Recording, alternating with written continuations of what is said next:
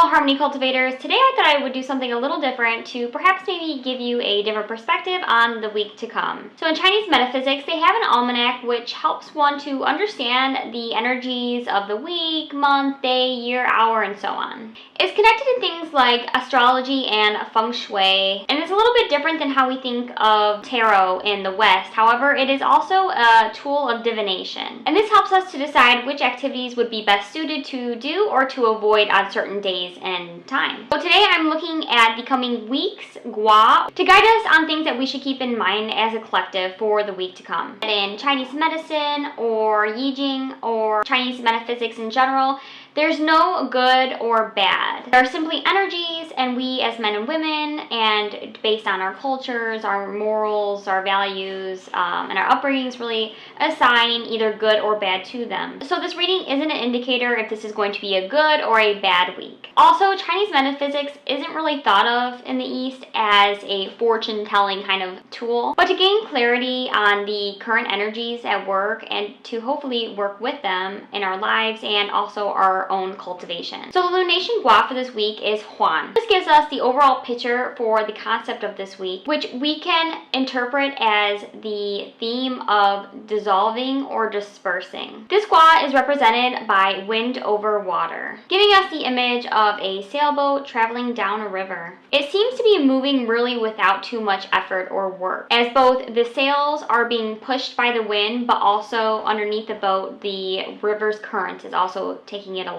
So with these two moving elements, we can understand this week we are moving along without having to try to, and even regardless of if we want to. To try to fight either the wind or the current would really be a fruitless task. Things cannot remain the same. The gua before this is actually represented as water over water, which really gives us this depth of water really. And so when it moves on now to the current gua of wind over water, we can interpret that as the water has now overflowed from its container or vessel, what was holding it, and now many different rivers or dispersions are coming off of it. We can see this week that there's really going to be a sense of disunity or even disharmony. Since this gua is a flowing, moving gua, we should really understand it that we should continue on the path that we have already started on, especially since these kind of divisions or individual dispersions have started. So I'll do a brief overview of each day just to give you an idea, and then at the end I will also kind of do a summary of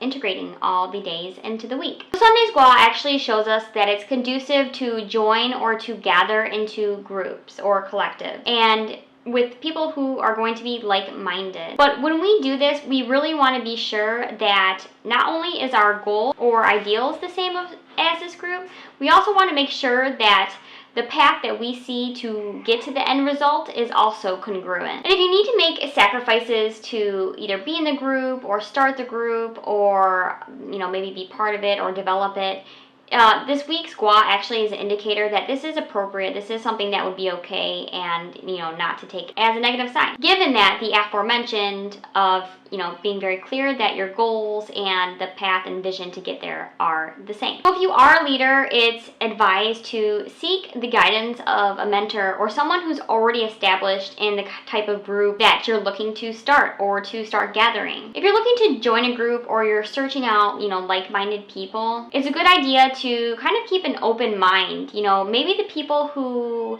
you will actually find that your path and your vision aligns with is not necessarily who you initially anticipated it to be. So it's just a good idea to keep an open mind, but still pay attention to the details of the path, goal, vision, how to. Monday's gua shows us a lot of stagnation, obstruction, and even separation. It's important that we stay on track and not veer off course, especially if it has to do with a collaboration with a person or a group or some kind of connection that may be a little shady or even maybe a bit corrupt. Just stick to the plan. So Tuesday's gua shows us to be humble and use moderation. This isn't a time to have a big ego, and you really need to maybe let your work speak for itself and It's really as sweet and simple as that. Wednesday squaw has to do with stillness. This is a time to really quiet your heart or your mind without using your thoughts or your intelligence, because the universe is at work arranging your best path of destiny. So this is a good time to kind of, recover your composure if you have recently lost it, and just kind of get, like I said, get back to that center of peace and tranquility. Thursday squaw is stumbling or hardship. This isn't a time to confront problems or confront people or any type of dangerous situation.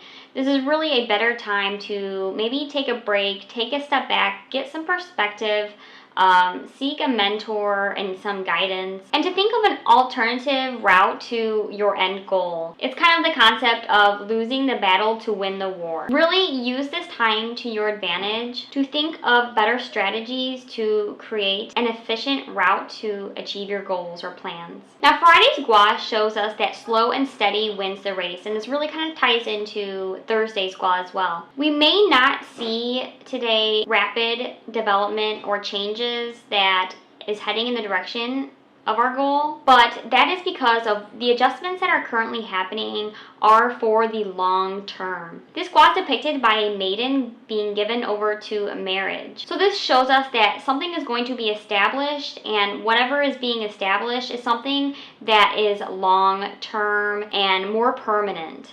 And it's something that happens over time and not immediately. Just as courting and marriage takes that time to really get rooted and established, but is there for the long term. So Saturday's gua also ties into Thursday and Friday's gua, and it is gliding. So just as we are gliding along the river of the week, we should not really try to hurry or rush things, but to go at a more slower, cultivated pace. So with consideration to each of the days gua in congruence with the gua of the week, I'm seeing that we should accept the general flow of where we're going as not only a collective in the world, but also where we are headed as individuals on our own paths. But it's also important to be thoughtful and modest in our actions and responses in order to bring about success and our ideals to the future, and be very intentional and bring clarity to exactly what we want to cultivate, not only in ourselves, but also things that we want to cultivate in our homes, our societies, the world at large, and the future. So that's it for this week's reading. Please let me know below in the comments if you found this YiJing reading helpful, and if you would like to continue to see me do them maybe weekly or monthly, and I will see you next time.